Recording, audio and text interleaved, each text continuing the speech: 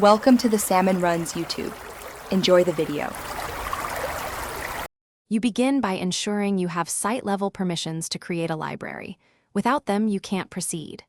Once confirmed, decide the purpose, core metadata columns, and whether folders or views will organize files. Now open the Sharepoint site, go to Site Contents, choose New, then Document Library and enter a clear name. Make sure to add a concise description and set privacy. This sets expectations and access scope for collaborators before you move to configuration. Once the library exists, add the metadata columns that enforce structure. Use choice, person, date, and text fields so sorting and filters work for you. Then enable versioning and, if you need stricter control, require check-in/checkout and content approval. These protect edits and track history. Set useful views and filters by department, status, or date, and assign a default document template to speed consistent file creation. Make sure to test a quick upload to validate metadata prompts, and you finish by tailoring permissions.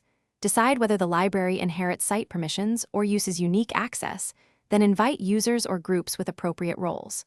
Once done, enable OneDrive Sync for offline access, configure email alerts for changes, and apply retention or sensitivity labels to meet policy. If something goes wrong, like missing files or blocked uploads, first check permission inheritance, clear browser cache, and look for column validation conflicts. Those steps fix most issues quickly and get your team working without delay. Thanks for watching. Consider subscribing if we helped you.